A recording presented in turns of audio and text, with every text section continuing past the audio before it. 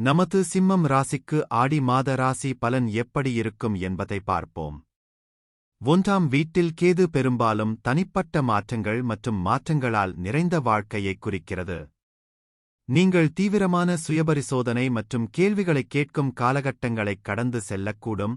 இது உங்களின் ஆளுமை மற்றும் பார்வையில் குறிப்பிடத்தக்க மாற்றங்களுக்கு வழிவகுக்கும். கேது ஒரு ஆன்மீக கிரகமாக இருப்பதால் ஆன்மீக பயிற்சிகளில் அதிக நாட்டம் கொண்டவர்களாகவும் மற்றும் உலகத்திற்கு அப்பாற்பட்ட வாழ்க்கையைப் பற்றிய ஆழமான புரிதலை நாடுபவர்களாகவும் இருக்க வாய்ப்புகள் உள்ளன. 7வது வீட்டில் உள்ள ராகு அன்பு மற்றும் தோழமைக்கான வலுவான ஏக்கத்தை உருவாக்க முடியும். இது பெரும்பாலும் தனிநபர்கள் வழக்கத்திற்கு மாறான, கவர்ச்சியான அல்லது வழக்கத்திலிருந்து வேறுபட்ட கூட்டாளர்களைத் தேட வழிவகுக்கிறது.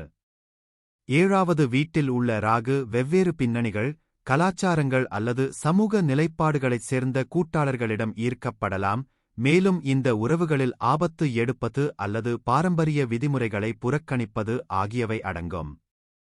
7வது வீட்டில் சனி இருப்பது இயல்பாகவே எதிர்மறையானது அல்ல, ஆனால் அது உறவுகளில் முதிர்ச்சி, பொறுப்பு மற்றும் நீண்டகால கண்ணோட்டத்தின் அவசியத்தைக் குறிக்கிறது. சனியின் குறிப்பிட்ட இடம், அதன் கண்ணியம் மற்றும் பிற கிரகங்களின் அம்சங்களைப் புரிந்துகொள்வது அதன் செல்வாக்கின் முழுமையான படத்தைப் பெற மிகவும் முக்கியம். இந்த இடத்தைக் கொண்ட நபர்கள் வலுவான உறவுகளை உருவாக்குவதில் கடினமாக உழைக்க வேண்டியிருக்கலாம் மற்றும் தாமதங்களை அனுபவிக்கலாம், ஆனால் பொறுமை மற்றும் முயற்சியுடன் அவர்கள் நீடித்த மற்றும் நிறைவான கூட்டாண்மைகளை உருவாக்க முடியும்.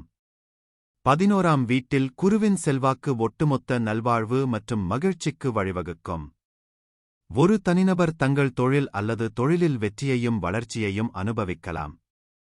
11வது வீட்டில் உள்ள புதன் பெரும்பாலும் சிறந்த தகவல் தொடர்பு திறன்களைக் கொண்ட நபர்களை வழங்குகிறார், இதனால் அவர்கள் தொடர்புகளை உருவாக்குவதிலும் உறவுகளை உருவாக்குவதிலும் திறமையானவர்களாக மாறுகிறார்கள்.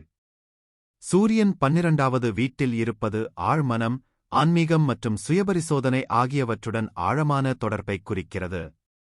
இந்த நிலையைக் கொண்ட நபர்கள் தனிமையான முயற்சிகளில் ஈர்க்கப்படலாம், வலுவான உள்ளுணர்வைக் கொண்டிருக்கலாம் மற்றும் உயர்ந்த பச்சாதாப உணர்வை அனுபவிக்கலாம். அவர்களுக்கு மறைந்திருக்கும் திறமை அல்லது ஆன்மீக வளர்ச்சி மற்றும் அறிவொளிக்கான ஆற்றலும் இருக்கலாம்.